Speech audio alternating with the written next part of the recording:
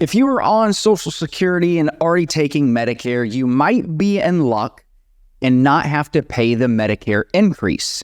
That's called the hold harmless rule.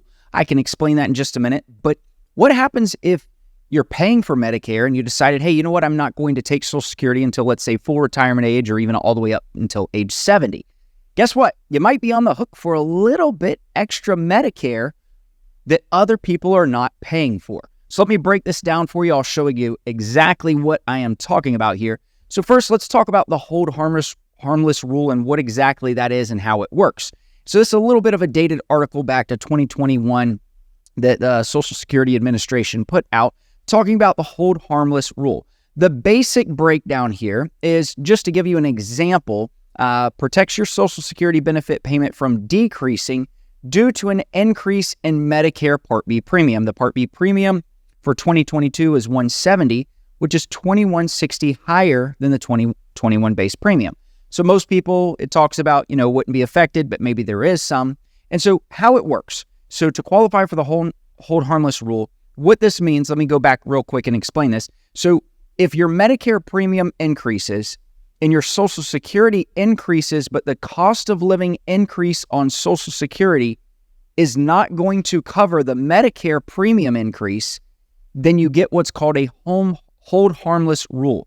That means that if your Medicare premium could cause you to actually lose money on your Social Security check goes down, then you don't have to pay the extra Medicare premium until you get enough of an increase in Social Security to level this out. That is the hold harmless rule. So to qualify for it, you must be receiving Social Security benefits to be entitled to the Social Security benefit for November and December of the current year.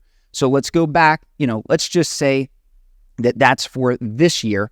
And then have Medicare Part B premiums for December and January deducted from your monthly benefits. So that would be, let's say, December, January of 2024.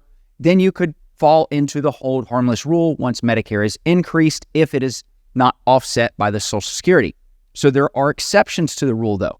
So, and I'll show you in a minute, possibly what you could be paying so that you can understand that as well. So there are exceptions. The hold harmless rule provision does not apply to you if you enroll in Part B for the first time. This says in 2022. So basically, giving you that same breakdown here of all of this. Remember, you have to already have enrolled in Social Security November, December, and then have Medicare December, January. So you have to be already in it going into the next year. So let's say if we're using this as an example, 2023, and then you already have to have enrolled in December of Medicare to get that adjustment there, or, really a benefit.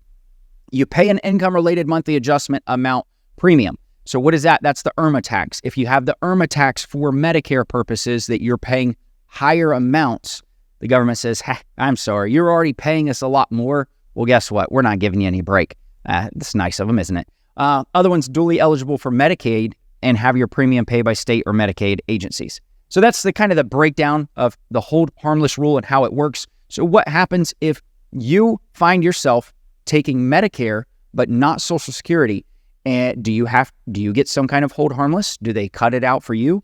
No, they don't. I was talking with a client about this, and it was a really interesting conversation, and it made me want to do this video to really break this down, because we were both seeing the same thing. And if you have experienced this or have seen something like this, let us know in the comments. I'd love to hear.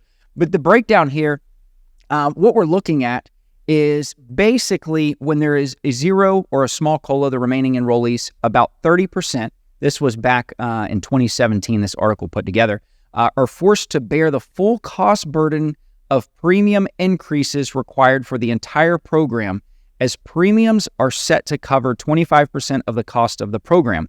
Because premiums are limited for some, others, those not held harmless, must pick up the slack. So again, let's switch back over and let me go over here. Exceptions.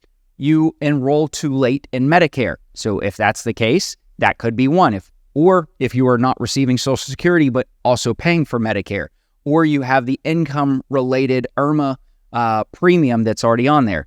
So if that's the case, you may start paying extra. How much extra? Well, if we look over here, this is saying, it's, what is that? Are set to cover 25% of the cost of the program.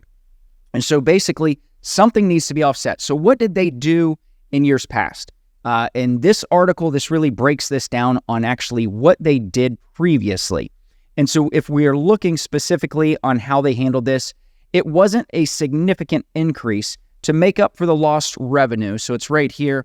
They did a monthly surcharge of $3. The $3 surcharge will not apply to those held harmless, but it will apply to the individuals in future years in which they are not held harmless. So that's kind of the breakdown there. Medicare beneficiaries who pay higher premiums due to their income level, so that's the IRMAA penalty, they saw their premiums adjusted from the baseline plus a proportional surcharge.